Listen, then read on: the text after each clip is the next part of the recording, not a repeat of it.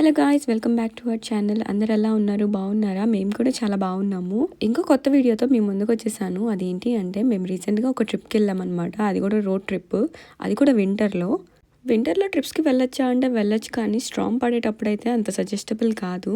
ఇదిగోండి, నేను ఇక్కడ స్క్రీన్ షాట్స్ పెట్టాను. ఆ రోజు మేము వెళ్ళే మార్నింగ్ అనమాట. 3:55కి తీసిన స్క్రీన్ షాట్ ఇది. మా సరౌండింగ్ ఏరియాస్ అన్నిటికీ స్నో స్ట్రామ్ వార్నింగ్ అయితే ఇచ్చారు. ఇంకా ఇవాళ మార్నింగ్ ట్రిప్కి వెళ్తున్నాము అనగా నిన్న నైట్ నుంచి స్ట్రామ్ పట్టుకుంది. ఈ సీజన్కి ఇదే పెద్ద స్ట్రామ్ అని చెప్పి సిటీ నుంచి అయితే అలర్ట్స్ పంపించారు. వీడియోలోకి వెళ్ళే ముందు మీరు ఎవరైనా మా ఛానల్ని ఫస్ట్ టైం చూసినట్లయితే మా ఛానల్లో వీడియోస్ కనుక నచ్చితే తప్పకుండా సబ్స్క్రైబ్ చేసుకోండి. ముందు రోజు నైట్ అలర్ట్స్ చూసి వెళ్దామా వద్దా అని చెప్పి డైలమాలో పడిపోయాము. కానీ సర్లే ఇంకా ప్లాన్ చేసాం కదా అని చెప్పి ఇంకా బ్లైండ్గా వెళ్ళిపోయాము. అంటారు కదా, దిగితే కానీ తెలియదు కదా లోతు ఎంత ఉంటుందో అని చెప్పి.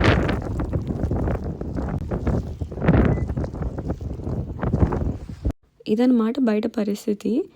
వెదర్ ఎలా ఉన్నా వెళ్ళిపోదాము, అడ్వెంచర్ చేసేద్దాము, ఇప్పుడు కాకపోతే ఇంకెప్పుడు అని చెప్పి పొద్దున్నే 4 o'clock కల్లా లేచేసి రెడీ అయిపోయి స్టార్ట్ అయిపోయాము.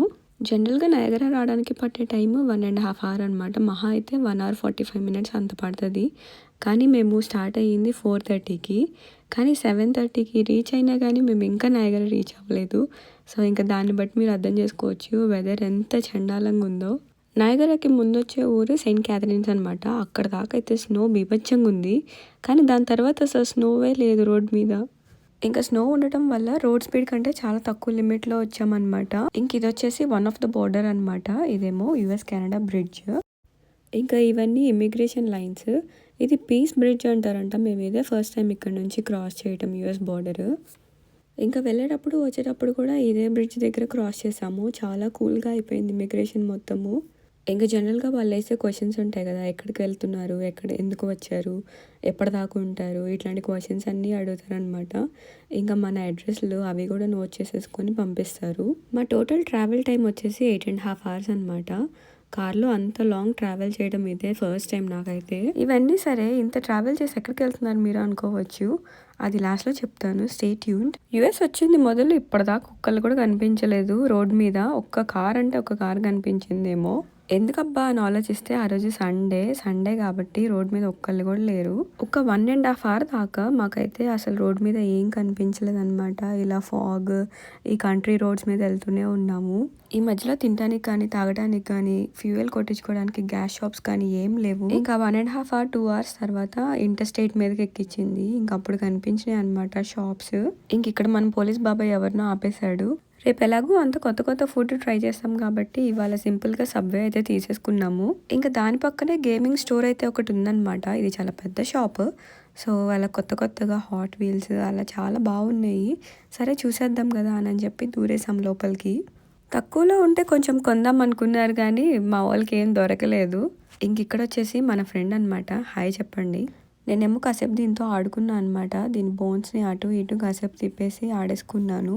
ఇంకా దీనికి బాయ్ చెప్పేసి పక్కనే ఒక కాఫీ షాప్ ఉంది. ఇంకా దాంట్లోకి అయితే దూరేసాము. ఇది డంకిన్ డోనట్స్ కాఫీ షాప్ అనమాట. కానీ మేము అక్కడికి వెళ్ళేసరికి ఏం లేవు, అన్నీ ఊడ్చేశారు. ఇక్కడేమో వీళ్ళ దేశభక్తి చూసారా, షుగర్ ప్యాకెట్ మీద కూడా మేడ్ ఇన్ USA అని రాసుకున్నారు. ఇంకా కార్లో వాషర్ ఫ్లూయిడ్ తక్కువైందని చెప్పి అది కూడా ఫిల్ చేసేసుకున్నాము. మేము అక్కడ దిగే ముందు నుంచే రైన్ పడటం స్టార్ట్ అయిపోయింది అక్కడ. ఇంకా మేము మళ్ళీ స్టార్ట్ అయ్యేసరికి రైన్ ఇంకొంచెం ఎక్కువ పడుతుంది. హ్యూమన్స్కి మూడ్ స్వింగ్స్ వస్తే ఓకే, అది చూసే ఉంటాము. కానీ క్లైమేట్కి మూడ్ స్వింగ్స్ వస్తే అసలు మామూలుగా ఉండదు. ఒక్క రోజులో ఇన్ని రకరకాల క్లైమేట్స్ చూస్తానని నేనైతే ఎప్పుడు ఎక్స్పెక్ట్ చేయలేదు. ఇంకా అలా తోలుకుంటూ పెన్సిల్వేనియా దాకా వచ్చేసాము. ఇక్కడ నుంచి డ్రైవ్ అయితే చాలా బాగుంది. అలా చూస్తూ వెళ్ళిపోయామన్నమాట.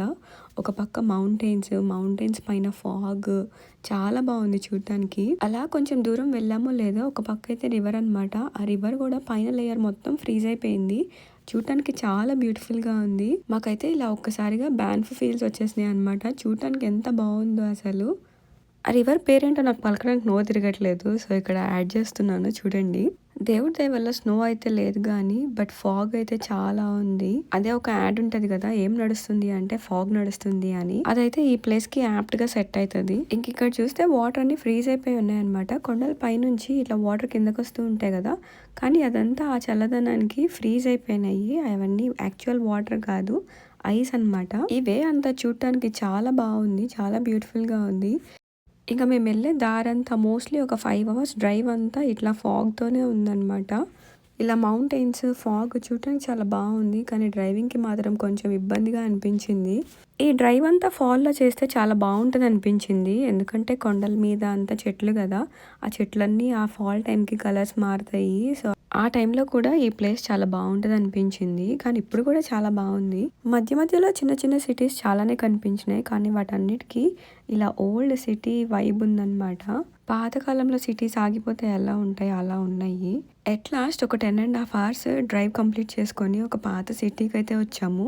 దాని ప్లేస్ బాల్టిమోర్ అనమాట. ఇది మేరీల్యాండ్లో ఉంది. ఇంతకీ మేము ఎందుకు వచ్చాము అనుకుంటున్నారా? ఇక్కడ ఒక బఫే ప్లేస్ ఉందన్నమాట, అది ఎక్స్ప్లోర్ చేద్దామని వచ్చాము. ఎస్, మీరు విన్నది కరెక్టే, అదొక ఏమిష్ బఫే అనమాట. ఏంటి మీరు తినడానికి అంత దూరం వెళ్ళారా అనుకుంటున్నారా? ఇదే రీజన్ మేము ఇమిగ్రేషన్లో కూడా చెప్పాము, వాళ్ళు కూడా అలాగే నోరలు తెరిచారు. ఏం చేస్తాం, లాంగ్ వీకెండ్ వచ్చింది, ఏదో ఒకటి చేయాలి కదా, అలాగే డేస్ వేస్ట్ అయిపోతున్నాయి అలా అని చెప్పి కొంచెం స్నోని తప్పించుకోవడానికి ఈ ట్రిప్ అయితే ప్లాన్ చేసాము. ఇంకా ఈ సిటీలో ఎక్కడెక్కడ ఏ ఏ ప్లేసెస్ తిరిగాము అన్నది నెక్స్ట్ బ్లాగ్లో పోస్ట్ చేస్తాను. అంతవరకు వీడియో నచ్చితే సబ్స్క్రైబ్ చేసుకోవడం మాత్రం మర్చిపోవద్దు. Thank you for watching. Bye.